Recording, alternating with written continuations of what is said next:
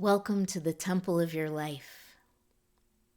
I've been thinking about new beginnings, particularly initiating new projects, because I'm in that right now. I'm just starting a new book, a book about grief as a spiritual path, actually.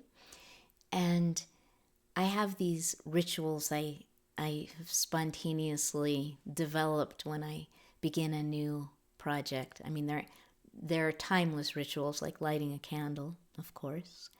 But when I start a new book, I did this several books back, I write a prayer to kind of invoke the sacred landscape of the book. And I usually do it outside in nature, and I do it by hand. I write all my books on the computer. I don't write by hand anymore. I don't have the luxury of writing by hand and then transcribing it onto a computer. So I write and edit on my computer, except for the prayer.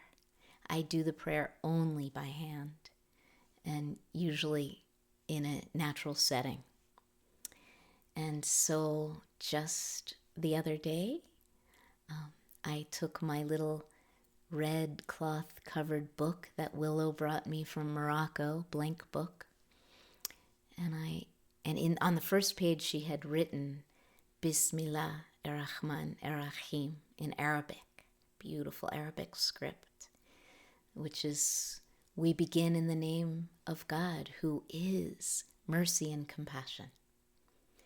So perfect for beginning this book on grief, that I hope will be an offering, a space of refuge for the brokenhearted, a space of transformation.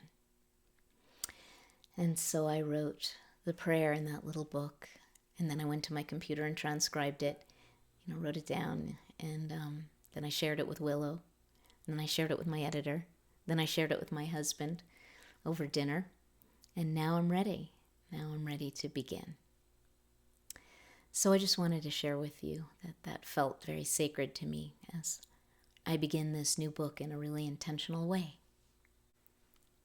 So Willow's sitting next to me, and she said, well, would you like to read the prayer? And so I'm going to share it with you now. Why not?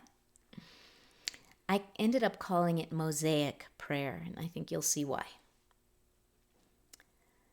Beloved, may I still call you that?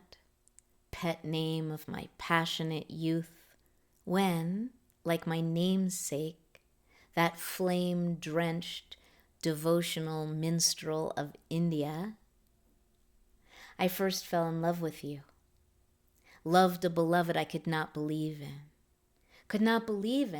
because the boy I loved had just died. Beloved, I am growing old. Well, actually it says, beloved, I am growing old now.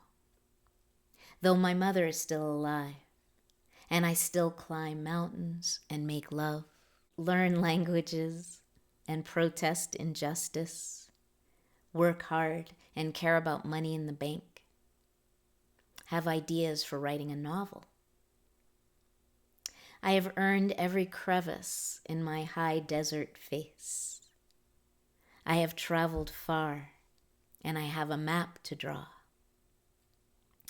Beloved, you took my child over 20 years ago, and I am just beginning to glimpse the flowering meadows that have appeared beneath the smoke of my heart fire.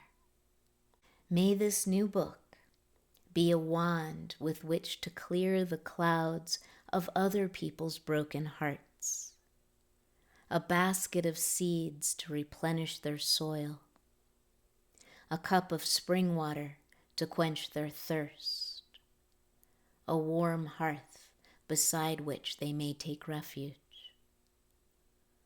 Beloved, may the fragments of their shattered hearts reveal a wild and wondrous pattern, becoming a mosaic, to grace their walls and bless the world with beauty, with beauty. Thank you.